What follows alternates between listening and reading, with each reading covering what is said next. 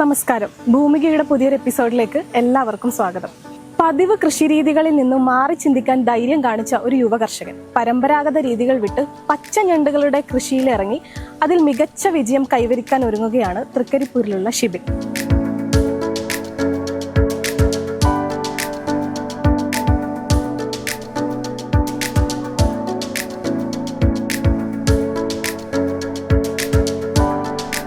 ഞണ്ട് കൃഷിയുടെ വിപണി സാധ്യതകളും അതിന് പിന്നിലെ കഠിനാധ്വാനവും നേരിട്ട് മനസ്സിലാക്കാൻ നമുക്ക് അദ്ദേഹത്തിന്റെ കൃഷിയിടത്തിലെ കാഴ്ചകളിലേക്ക് പോവാം.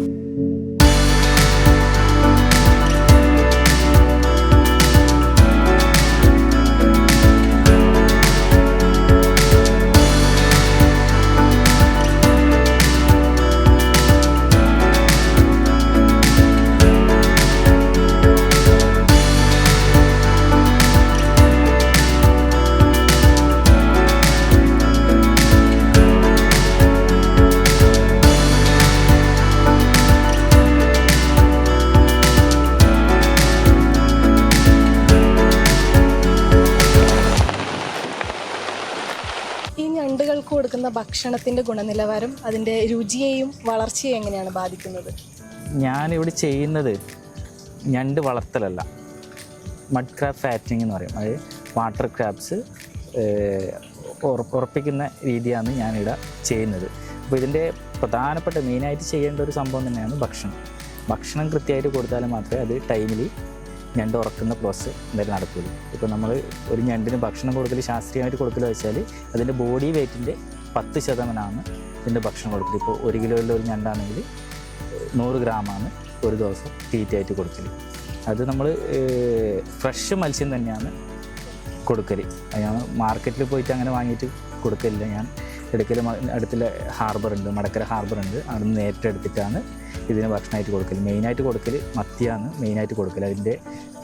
അതിൻ്റെ കണ്ടൻറ്റ് ഈ ഉറക്കാനിലെ ഘടകങ്ങൾ ആ മത്തിയിൽ അടങ്ങിയിട്ടുണ്ട്. അതുകൊണ്ടാണ് മെയിനായിട്ട് മത്തി മാത്രമായിട്ട് കൊടുക്കുന്നത്.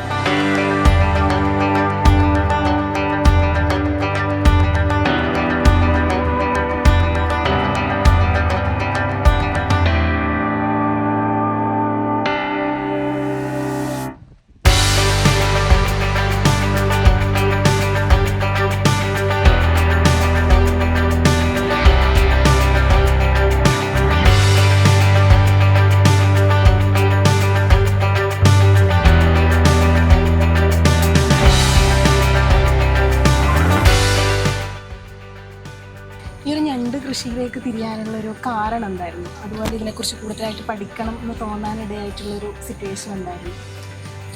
ഞാൻ എന്ന് വെച്ചാൽ ചെറുപ്പത്തിലെ ഈ പുഴയായിട്ട് നല്ലൊരു ബന്ധമുള്ളൊരു വ്യക്തിയാണ്. ഈ പുഴയുടെ കരയ്ക്ക് തന്നെയാണ് എൻ്റെ വീട്. അപ്പോൾ ചെറുപ്പത്തിലെ ഈ പുഴയായിട്ട് ചൊവ്വായി കായലായിട്ട് നല്ല ബന്ധമുള്ളൊരു വ്യക്തിയാണ്. അപ്പോൾ നമ്മൾ ഇടവേള കിട്ടുന്ന സമയത്ത്, പഠിത്തത്തിൻ്റെ ഇടവേള കിട്ടുന്ന ശനി ഞായറായാലും ദിവസങ്ങളിലെല്ലാം ഈ പുഴയായിട്ടായിരിക്കും കൂടുതൽ നമ്മൾ ബന്ധപ്പെടൽ. അതിപ്പം മെയിനായിട്ട് മീൻ പിടിക്കൽ, ചൂണ്ടിയിട്ട് മീൻ പിടിക്കുന്ന പരിപാടിയാണ് മെയിനായിട്ട് നമ്മൾ ചെയ്യൽ. അപ്പോൾ ചെറുപ്പത്തിൽ ഇതുമായിട്ട് നല്ലൊരു ബന്ധം എനിക്കുണ്ട്. അപ്പോൾ അതുകൊണ്ടായിരിക്കാം എനിക്ക് ഇതിനോട് കൂടുതലൊരു താല്പര്യം തോന്നുന്നത്. പക്ഷേ ഞാൻ നിലവിൽ ചെയ്യുന്ന വർക്ക് ഇതല്ല. ഞാൻ പഠിച്ചത് വേറൊരു മേഖലയാണ്, ചെയ്യുന്ന വർക്ക് വേറൊരു മേഖലയാണ്. അതിൻ്റെ കൂടെ എൻ്റെ ഒരു പാഷൻ എൻ്റെ ഈ രീതിയിലാണ് ഞാനിത് ചെയ്യാൻ തുടങ്ങിയത്. തുടക്കത്തിൽ ഈ മത്സ്യം വളർത്തലാണ് തുടക്കത്തിൽ ചെയ്തുകൊണ്ടിരുന്നത്. അപ്പോൾ അതിൻ്റെ ഇടയിലാണ് എപ്പോൾ കൊറോണ സമയത്താണ് യൂട്യൂബിലും മറ്റെല്ലാം കണ്ടിട്ട് ഇതുപോലുള്ളൊരു ഞണ്ട് വളർത്തലിൻ്റെ ഒരു ആശയം എനിക്ക് കിട്ടിയത്. അപ്പോൾ അതുമായിട്ട് ബന്ധപ്പെട്ട് ഞാൻ കുറേ ആളുമായിട്ട് ബന്ധപ്പെട്ടു. പക്ഷേ ഇതിൻ്റെ കൂടുതൽ ഡീറ്റെയിൽസ്, കാരണം വെച്ചാൽ ഈ ഞണ്ട് വളർത്തൽ എന്ന് പറഞ്ഞ സംഭവം നമ്മുടെ കേരളത്തിൽ അങ്ങനെ കുറവാണ്. അങ്ങനെ ഞാൻ കണ്ടിട്ടില്ല. ഞാൻ അന്വേഷിച്ചാലും കിട്ടിയിട്ടുണ്ടായിരുന്നില്ല.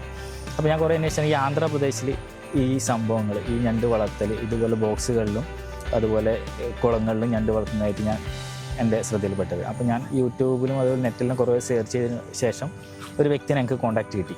അപ്പോൾ ആ വ്യക്തിയായിട്ട് കോൺടാക്റ്റ് ചെയ്തിട്ടാണ് ഞാൻ ഈ ഞണ്ട് വളർത്തലിൻ്റെ ബോക്സും കാര്യങ്ങളിലും ഹൈദരാബാദിൽ നിന്നാണ് ഈ ബോക്സും കാര്യങ്ങളും ഞാൻ കൊണ്ടുവരുന്നത്.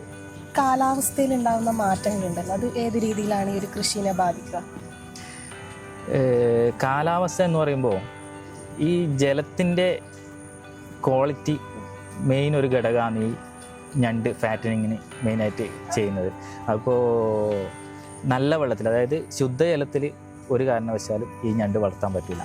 നമ്മളെ സലൈനിറ്റിയുള്ള വെള്ളത്തിൽ മാത്രം. സലൈനിറ്റി ഉണ്ടായാൽ പോരാ, അത് 17 PPTക്ക് മുകളിലെ 17 PPT മുകളിലെ സലൈനിറ്റിയുള്ള വെള്ളത്തിൽ മാത്രമേ ഇത്തരത്തിലുള്ള ഞണ്ട് നമുക്ക് ഇത്തരത്തിലുള്ള കൃഷി നമുക്ക് ചെയ്യാൻ പറ്റുള്ളൂ.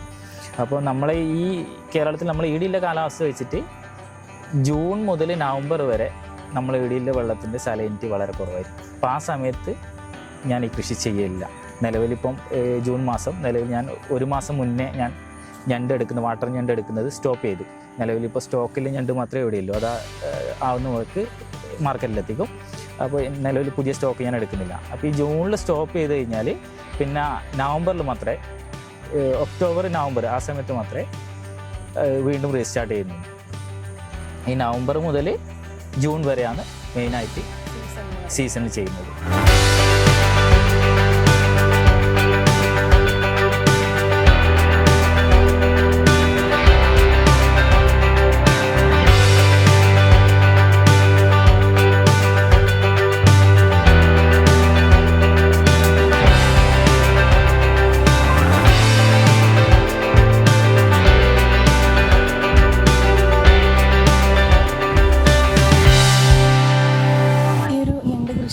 ഏത് രീതിയിലുള്ള വിപണിയാണ് കണ്ടെത്തുന്നത്? ഞണ്ട് കൃഷിൻ്റെ, പ്രത്യേകിച്ച് ഈ പച്ചക്കാലം ഞണ്ട് കൃഷിൻ്റെ വിപണി എന്ന് വെച്ചാൽ ലോക്കൽ മാർക്കറ്റിൽ ഇതിൻ്റെ സെയിൽ വളരെ അപൂർവമാണ്. കാരണം വെച്ചാൽ ഇങ്ങനെ ഈ കോസ്റ്റ്ലി ആയ ഈ ഞണ്ടാവുന്ന സമയത്ത് അത്രയും വില കൊടുത്തിട്ട് നമ്മൾ സാധാരണക്കാർ വാങ്ങി ഉപയോഗിക്കൽ വളരെ അപൂർവമാണ്. മെയിനായിട്ട് എക്സ്പോർട്ട് തന്നെയാണ് ഈ ഞണ്ട് പോകുന്നത്. അപ്പോൾ ഞാനിത് സെയിൽ ചെയ്യുന്നത് ഞണ്ടെടുക്കുന്ന ഏജൻറ്റുമാരുണ്ട് ഈ സമീപ പ്രദേശങ്ങളിൽ. ഇപ്പോൾ പയ്യന്നൂരായാലും ഈ ഒരു ഭാഗത്തായാലും ഞണ്ടെടുക്കുന്ന ഏജൻറ്റുമാരുണ്ട്. അവർക്ക് ഇത് സെയിൽ ചെയ്യും. അവരാണ് ഇത് വിപണിയിലേക്ക് കൊണ്ടുപോകുന്നത്. ഈ ഒരു ഞണ്ട് കൃഷി ജീവിതത്തിൻ്റെ ഭാഗമാക്കി മുന്നോട്ട് പോകുമ്പോൾ ജീവിതത്തിൽ വന്നിട്ടുള്ള എന്തെങ്കിലും ഒരു മാറ്റം, നല്ല രീതിയിലുള്ള മാറ്റം? ഞണ്ട് കൃഷിയും മത്സ്യകൃഷിയും എൻ്റെ ജീവിതത്തിലുണ്ടായ മാറ്റം എന്ന് വെച്ചാൽ, എനിക്കൊരു ഇഷ്ടപ്പെടുന്ന ഒരു കാര്യം തന്നെയാണ് ഈ മത്സ്യകൃഷിയായാലും ഞണ്ട് കൃഷിയായാലും. നമ്മളിപ്പോൾ എത്ര ടെൻഷൻ അടിച്ച് നിൽക്കുന്ന സമയത്തായാലും, എന്ത് പ്രശ്നങ്ങൾ വന്ന സമയത്തായാലും, എൻ്റെ ഈ ഫാമിൽ വന്നിട്ട് കുറച്ച് സമയം ഈ മത്സ്യത്തിന് തീറ്റ കൊടുത്ത് ഞങ്ങൾക്കുമായിട്ട് ഇടപെടുന്ന സമയത്തെല്ലാം നല്ലൊരു റിലാക്സേഷനാണ്. ചെറിയ രീതിയിൽ പറഞ്ഞറിയിക്കാൻ പറ്റാത്ത രീതിയിലുള്ള റിലാക്സേഷനാണ് എനിക്ക് ലഭിക്കൽ. അതുതന്നെയാണ് ഏറ്റവും വലിയൊരു ബെനിഫിറ്റായിട്ട് എനിക്ക് തോന്നുന്നത്. നേരെയില്ല ഇതിൽ ലാഭവും കാര്യങ്ങളിലും നല്ല രീതിയിലുള്ള ലാഭമുണ്ട്. ഞാനിപ്പോൾ ചെറിയ രീതിയിലേ ചെയ്യുന്നുള്ളൂ. ഒരു 100-150 രീതിയിൽ ഒരു മാസത്തിൽ ഞാൻ ചെയ്യുന്നുള്ളൂ. അതിൽ തന്നെ അത്യാവശ്യം മോശമില്ലാത്ത രീതിയിൽ ചില സമയത്ത് ഞാൻ ശരിക്കും വർക്ക് ചെയ്യുന്ന മേഖല ഇതല്ല. ഞാൻ അലുമിനിയം ഫാബ്രിക്കേഷൻ വർക്കാണ് ചെയ്യുന്നത്. ചില സമയത്ത് ഞാൻ ആ പണിയിൽ എടുക്കുന്നതിനെക്കാട്ടി കൂടുതൽ ബെനിഫിറ്റ് എനിക്ക് ഈ ഒരു മേഖലയിൽ കിട്ടുന്നുണ്ട്. ഞാനിപ്പോൾ ഇനി വരുന്ന അടുത്ത സീസണിൽ കുറച്ചും കൂടി മെച്ചപ്പെട്ട രീതിയിലാക്കാനുള്ള കാര്യങ്ങൾ ചെയ്തു വരികയാണ്. തീർച്ചയായും ഞാനിപ്പം ഡെയിലി 2 നേരം എന്തായിട്ടും ഈ ഫാമുമായിട്ട് ഞാൻ ബന്ധപ്പെടും. രാവിലെ ഉറങ്ങി എണീച്ചാടുള്ള സമയം 6 മണി മുതൽ 7 മണി വരെയുള്ള സമയം, അതുപോലെ വൈകുന്നേരം. ഇപ്പോൾ എൻ്റെ പണി കഴിഞ്ഞാലും ഫാബ്രിക്കേഷൻ വർക്ക് കഴിഞ്ഞതിന് ശേഷമുള്ള ഒരു സമയം, ഒരു വൈകുന്നേരം ഒരു 6 മണി മുതൽ 7 മണി തൊട്ട്. ചിലപ്പോൾ ഞാൻ ഒറ്റക്കാരിക്കൂല, എൻ്റെ ഒന്നിച്ച് എൻ്റെ ഫാമിലി, എൻ്റെ ഭാര്യ ഉണ്ടാവും, എൻ്റെ കുട്ടി ഉണ്ടാവും, ഒരുമിച്ചായിരിക്കും വരും. നമ്മൾ ചിലപ്പോൾ ചെറിയ ചായക്കടിയെല്ലാം വാങ്ങിയിട്ട് വന്ന് ചെറിയ കടിയെല്ലാം തിന്ന്, അതുപോലെ ഈ മത്സ്യത്തിനും അതുപോലെ ഞണ്ടിനും തീറ്റയെല്ലാം കൊടുത്ത് കുറച്ച് ടൈം സ്പെൻഡ് ചെയ്യും. ഈ മഡ് ക്രാബ്സ് എന്ന് പറയുന്നത് പച്ചക്കാലം ഞണ്ടുകളല്ലാണ്ട് വേറെ ഏതെങ്കിലും വെറൈറ്റി ട്രൈ ചെയ്തിട്ടുണ്ടോ? ഇല്ല, ഞാൻ മത്സ്യകൃഷി എന്ന രീതിയിൽ കളാഞ്ചി മത്സ്യം, അതുപോലെ കരിമീൻ എന്നീ 2 മത്സ്യങ്ങൾ, ചെമ്പല്ലി 3 മത്സ്യങ്ങൾ ഞാൻ ചെയ്തിട്ടുണ്ട്. അതുകൂടാണ്ടാണ് ഈ ഞണ്ട് വെറൈറ്റി മാത്രം. എന്ന് വെച്ചാൽ വിപണിയിൽ നമുക്ക് ഒരു ഡിമാൻഡ് കിട്ടുന്ന രീതിയിലുള്ള മത്സ്യങ്ങൾ, അത് മത്സ്യകൃഷിയായാലും ഞണ്ട് കൃഷിയായാലും ഏത് കൃഷിയായാലും നമ്മൾ വിപണിയിൽ ഡിമാൻഡുള്ള കാര്യങ്ങളെ എന്തായാലും ആൾക്കാർ ചെയ്യുമല്ലോ. അപ്പോൾ ആ രീതിയിൽ ഡിമാൻഡുള്ള ഒരു ഞണ്ട് കൃഷി എന്ന രീതിയിലാണ് ഈ മഡ് ക്രാബ് ചെയ്യുന്നത്. മഡ് ക്രാബിനാണ് വിപണിയിൽ നല്ല മാർക്കറ്റ് ലഭിക്കുന്നത്. കൂടുതൽ ആൾക്കാർ ഇത് അന്വേഷിച്ച് വാങ്ങുന്നത് ഈ കേരളത്തിൻ്റെ വിൽക്കുന്ന മഡ് ക്രാബ് തന്നെയാണ്.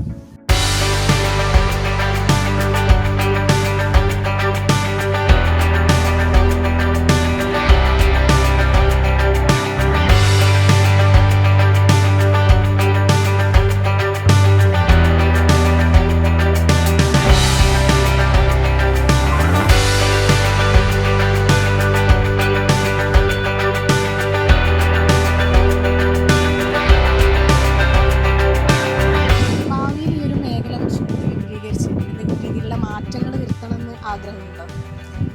തീർച്ചയായും ഉണ്ട്. ഞാനിപ്പോൾ ചെയ്യുന്ന മെയിനായിട്ട് എൻ്റെ വർക്ക് മേഖല അലുമിനിയം ഫാബ്രിക്കേഷനാണ്. ഭാവിയിൽ ഞാൻ ആ മേഖല പൂർണ്ണമായിട്ട് ഒഴിവാനുള്ള ഇത് ഞാൻ ചിന്തിക്കുന്നുണ്ട്. പൂർണ്ണമായും ഈ പുഴയുമായിട്ട് ബന്ധപ്പെട്ട് മത്സ്യകൃഷിയുമായിട്ട് ബന്ധപ്പെട്ട് പൂർണ്ണമായിട്ടും ചെയ്യാൻ വേണ്ടി ഞാൻ ഇറങ്ങുന്നുണ്ട്. പാഷനും പ്രൊഫഷനും എല്ലാം ഇതന്നായിട്ട് മാറ്റാനുള്ള കാര്യങ്ങൾ ഞാൻ ചിന്തിച്ച് വരുന്നുണ്ട്. അതിൻ്റെ കാര്യങ്ങൾ നിലവിൽ ഞാൻ ചെയ്തു വരുന്നു. ഇതിൻ്റെ ബാക്കി കാര്യങ്ങൾക്ക് വേണ്ടിയിട്ട് പിന്നെ മറ്റു തൊഴിലാളികളോ ആരെങ്കിലും ഉണ്ടോ കുടുംബത്തിലെ ആൾക്കാർ?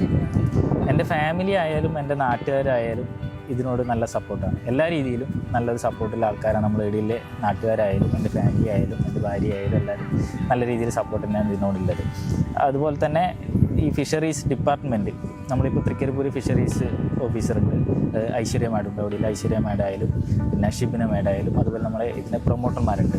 നമ്മളെ പ്രീതേച്ചി ആയാലും നല്ല രീതിയിലുള്ള സപ്പോർട്ട് തന്നെയാണ് ഈ മേഖലയ്ക്ക് നമുക്ക് തരുന്നത്. അകമഴിഞ്ഞ് എല്ലാ ടൈമിലും നമുക്ക് എന്ത് സംശയം ഉണ്ടെങ്കിലും കാര്യങ്ങളും അതുപോലെ തന്നെ ഇതിൻ്റെ ബെനിഫിറ്റ്സും കാര്യങ്ങളും നമ്മുടെ ഇതിൻ്റെ സബ്സിഡിയും കാര്യങ്ങളും അവർ കൃത്യമായിട്ട് നല്ല രീതിയിൽ ചെയ്തു തരുന്നുണ്ട്. അപ്പോൾ അതുതന്നെയാണ് നമുക്ക് ഇത് മുന്നോട്ട് കൊണ്ടുപോകേണ്ട ഒരു പ്രധാനപ്പെട്ട ഒരു കാര്യം എന്ന് പറയാനുള്ളത്. ഇനി ഭാവിയിൽ ഈ ഒരു മേഖല കുറച്ചും കൂടി വിപുലീകരിച്ച് എന്തെങ്കിലും നല്ല രീതിയിലുള്ള മാറ്റം തീർച്ചയായും ഉണ്ട്. ഞാനിപ്പോൾ ചെയ്യുന്ന മേഖല അലുമിനിയം ഫാബ്രിക്കേഷനാണ്. ഇതൊരു സൈഡായിട്ടാണ് ചെയ്യുന്നത്.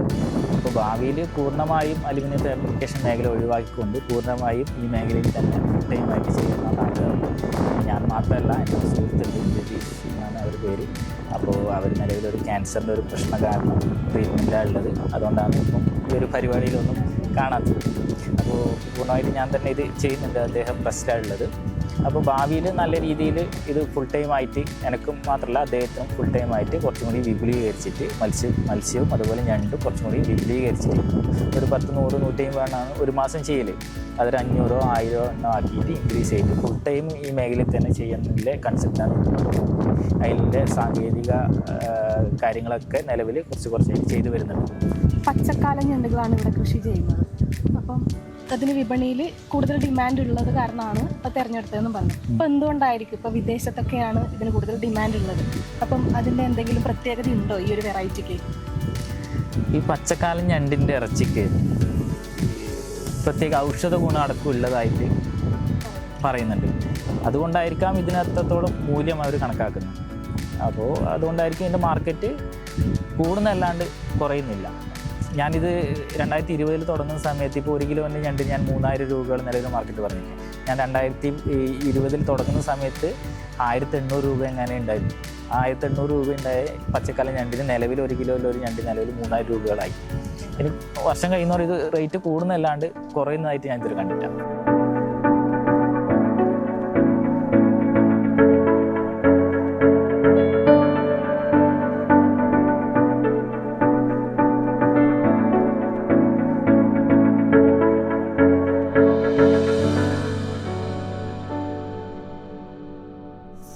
ഷിബിനേട്ടന് കൂട്ടായിട്ട് കുറച്ച് ആൾക്കാരും കൂടി ഇവിടെ ഉണ്ട്. നമുക്ക് വേണ്ടിയിട്ടൊന്ന് പരിചയപ്പെടുത്താം ആരൊക്കെയാണ് ഒന്നിച്ചുള്ളത്.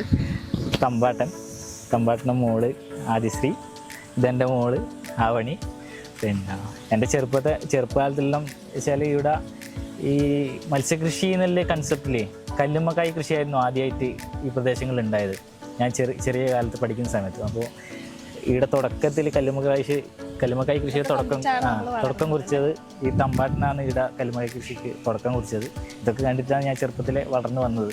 ഇപ്പം പുതുതലമുറയിൽപ്പെട്ട ആൾക്കാർ ഇത്തരം കൃഷി രീതികളിലൊക്കെ വരുന്ന സമയത്ത് എങ്ങനെയാണ് ഈ നാട്ടുകാരൊക്കെ അതിനെ സ്വീകരിക്കുന്നത്?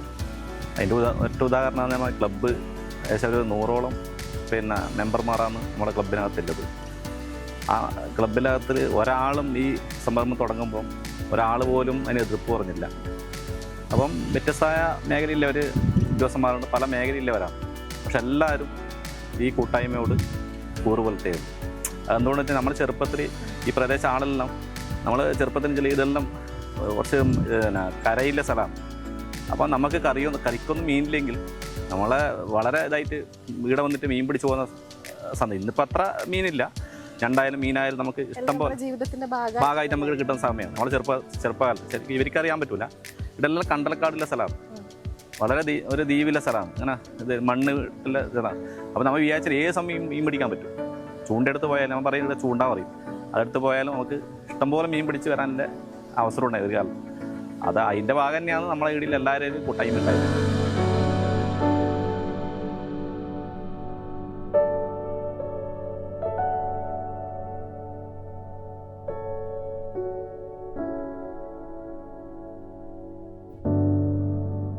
അപ്പോൾ തുടർന്ന് അങ്ങോട്ടും എല്ലാവരുടെയും സപ്പോർട്ടോടു കൂടി നല്ലൊരു ഉയർച്ച ഇതിൽ ഉണ്ടാവട്ടെ എന്ന് ആശംസിക്കുകയാണ്.